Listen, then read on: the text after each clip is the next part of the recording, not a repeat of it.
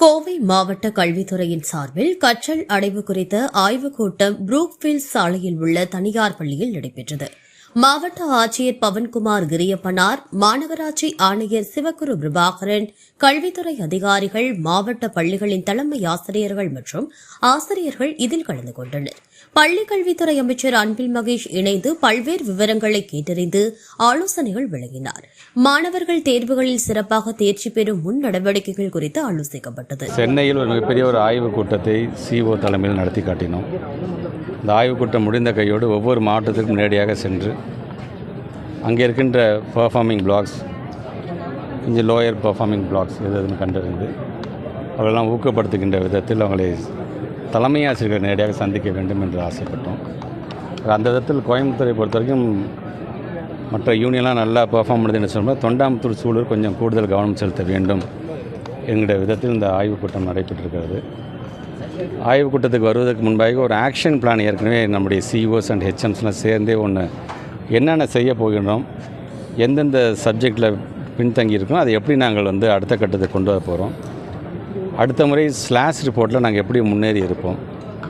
ஏற்கனவே 10th and 12th வரும்பொழுது ஒரு நல்ல ஒரு முன்னேற்றத்தை கடந்த கல்வியாண்டை கம்பேர் பண்ணும்பொழுது இந்த முறை நல்ல ரிசல்ட்டை கொடுத்துருக்குறாங்க.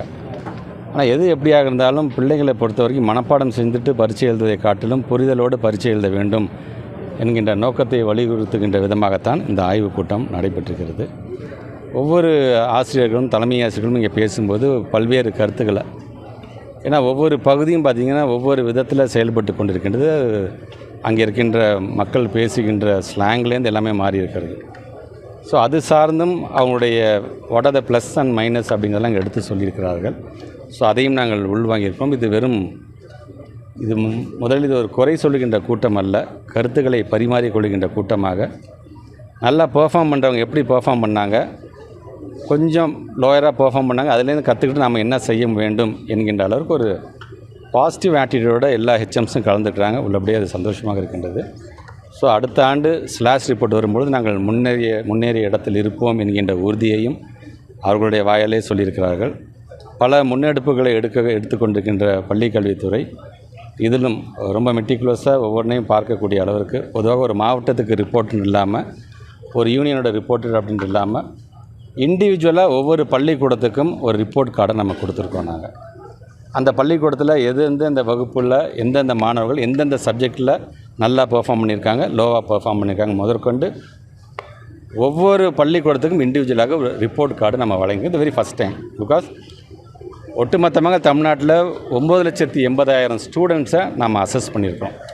ஸோ அந்த ரிப்போர்ட் அப்படிங்கிறது வெறும்னா பொதுத் தேர்வில் மட்டும் நல்ல ரிசல்ட் கொடுத்தது மட்டும் இல்லாமல் புரிதலோடு இந்த பிள்ளைகள் இருக்கிறதாங்கிறது தான் முக்கியமாக நாம் பார்க்க வேண்டியது. ஸோ அதை வலியுறுத்துகின்ற விதமாகத்தான் இந்த ஆய்வுக் கூட்டம் நடந்திருக்கு. 880 லேபுக்கு இப்போ இந்த கூட்டத்தொடர் நம்ம ஒதுக்கியிருக்கோம். மிக விரைவாக இப்போ இதெல்லாம் ப்ராசஸில் இருக்கிறது தான் இந்த 880 லேபும். ஏன்னா எல்லாம் பழைய ஆப்ரேட்டிங் சிஸ்டமாக இருக்கிறது. சில கம்ப்யூட்டர்ஸ்லாம் நான் நேரடியாக ஆய்வு செய்யும்போது பார்த்திங்கன்னா கருப்படிச்சு போய் பயன்படுத்தவே முடியாத அளவுக்குலாம் இருக்கின்றது. ஸோ அதெல்லாம் அப்படி இருந்துடக்கூடாது என்பதற்காக இந்த 880 லேபை நீங்கள் ஐடென்டிஃபை பண்ணி அதுக்கான பணிக்கு அதுக்கான வேலை நடைபெறும்.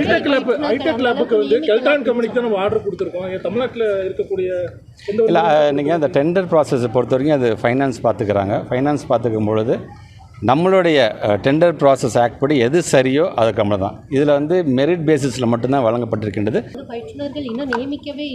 இல்லை, அது சார்ந்து நான் அந்த சிஓஸ் மூலமாக நாங்கள் கணக்கெடுக்கும் போது அது சார்ந்து நாங்கள் முடிவெடுப்போம். எங்களை பொறுத்த வரைக்கும் எப்படி நீங்கள் ஒரு வேக்கன்ட் டீச்சர்ஸ் இருக்கும் பொழுது நம்ம ஒரு தற்காலிக ஆசிரியர்கள் அது வரைக்கும் நாம் நியமிக்கிறோமோ அது போன்று தான். இப்போ நீங்கள் சொல்கிற மாதிரி எங்களுக்கும் அது தேவை தான். கணினி ஆசிரியர்கள் வரும்பொழுது, ஏன்னா நாங்கள் அடுத்த கட்டத்துக்கு இப்போ நாங்கள் சப்ஜெக்ட் ஆர்டிஃபிஷியல் இன்டெலிஜென்ஸ் ரோபோட்டிக்ஸ் போகும்பொழுது எங்களுக்கு தேவை தான். கண்டிப்பாக அது சார்ந்து நாங்கள் நல்ல ஒரு முடிவு எடுப்போம். ஏற்கனவே இப்போ நாங்கள் எஸ்எல்பி நாங்கள் மூவ் பண்ண போகிறோம். நாங்கள் அது சார்ந்து 3 நாட்களுக்கு முன்பு நாங்கள் ஒரு ஆய்வுக் கூட்டமும் நடத்தியிருக்கோம். நான் வில்சன் சார் மூலமாக அதுக்கான பணியை செய்ய போகிறோம். எஸ்எஸ்சியை பொறுத்த வரைக்கும் பணம் வரவில்லை, உண்மைதான், ஒத்துக்கிறேன் நான். ஆனால் நம்முடைய தமிழக அரசு இப்போ இந்த முதல் தவணையாக 700 கோடி ரூபாய் இன்றைக்கி ஒதுக்கீடு செய்யப்பட்டு அது சார்ந்து பல திட்டங்கள் நம்ம செஞ்சிட்ருக்கிறோம்.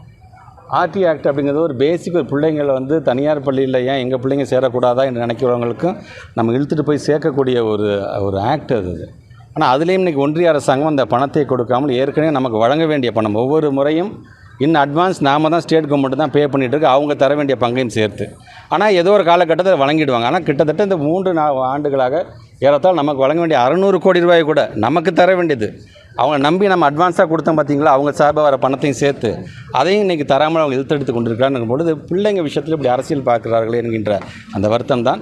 மிக விரைவாக இந்த எஸ்எல்பி மூவ் பண்ணதுக்கு அப்புறமேட்டு நீங்கள் சொல்கிறதுக்கான அந்த போர்ட்டல் கண்டிப்பாக திறக்கப்பட்டு அந்த பிள்ளைங்க